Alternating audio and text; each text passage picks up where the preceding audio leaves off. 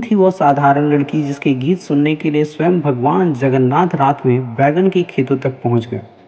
उड़ीसा की पावन धरती पर एक गरीब सब्जी बेचने वाला व्यक्ति रहता था। उसकी एक छोटी सी बेटी थी, भोली, मासूम और भक्ति में डूबी हुई। दुनिया के लिए वह बस एक साधारण लड़की थी, लेकिन उसके भीतर प्रेम और श्रद्धा का अथाह सागर बहता था। उसे जयदेव गोस्वामी के गीत गोविंद के पद बेहद प्रिय थे। वो हर समय उन्हें गुनगुनाती रहती थी।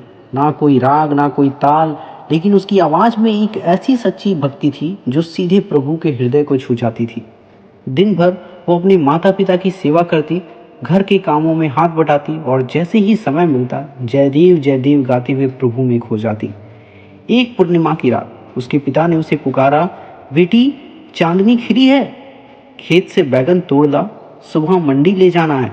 वह नींद से भरी आंखों के साथ उठी, लेकिन उसके होठों पर वही भक्ति का गीत था। खेत में पहुंचकर वो गाते गाते बैगन तोड़ने लगी। हर शब्द में प्रेम था, हर सुर में समर्पण, और यही निष्कपट भक्ति खींच लाई स्वयं भगवान जगन्नाथ को। वो अपने दिव्य स्वरूप में वहां प्रकट हुए और उस बालिका के पीछे पीछे एक बालक की तरह नाचने लगे।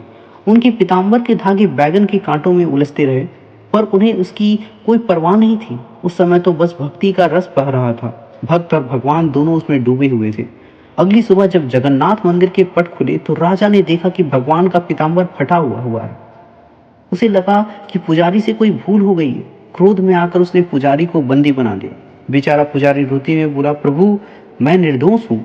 उसी रात राजा को स्वप्न आया, स्वयं भगवान जगन्नाथ प्रकट हुए और बोले, राजन, पुजारी का कोई दोष नहीं है। मेरा पीताम्बर तो बैगन के कांटों में उलझा गया था।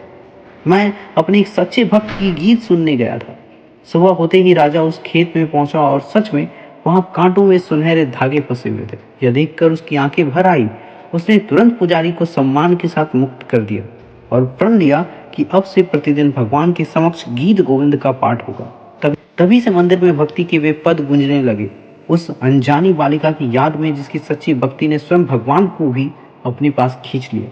जय जगन्नाथ।